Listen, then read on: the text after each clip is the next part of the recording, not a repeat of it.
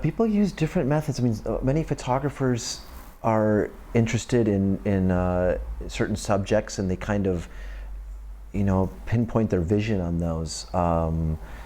Whether it's the human condition, whether it's conflict, whether it's, kind of quirky life, everyday life, and kitschy photographs of trends and things. There's a huge variety of work. I tend to find subjects that I'm interested in, and sometimes at the newspaper I'm very fortunate in that the infrastructure I have around me at the Los Angeles Times is great. We have an incredible amount of talented writers, editors.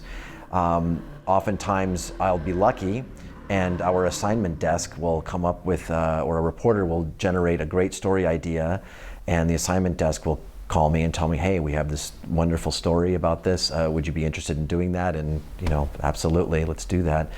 But oftentimes I find subjects that are of interest to me, something where I feel I can contribute as a messenger, and go out and find those. And the research is hugely important, especially if you're going to pitch an idea to your editor. You have to have all your homework done, because if you show up and say, for instance, I did a story on a gold mine in Peru, say something like, there's this gold mine in Peru, it could be pretty sweet, let's go photograph that.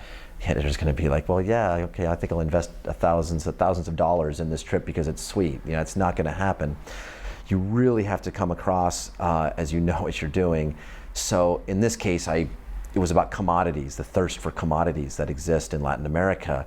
China's appetite is unquenchable at this point, and Brazil, Peru, Chile, these countries in South America are producing huge amounts of iron, gold, ore, tin, zinc, copper.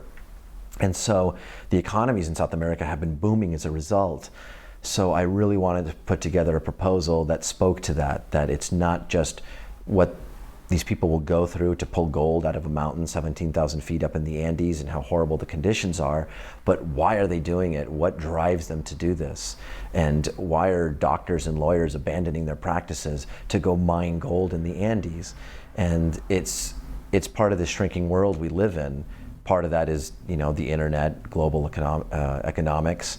And as that happens, the stories become much more local no matter where you are. You can be doing a story in Peru, or you can be doing a story in Zimbabwe or in Bangladesh, and its effect on people at home can be direct. It can be direct now. And I just think that, essentially the planet becomes your backyard. So you really, really do have to invest the time, know the players, know who's involved. If you're going to a conflict zone, it's really important that you know who's who, especially a place, let's say if you're going to Lebanon, that's so multifaceted, who has an alliance with whom. Hezbollah is with the Christians, and then there's the Sunnis, and there's the Druze, and you really have to know the place before you can just dive in and consider yourself doing a reportage on that particular part of the world.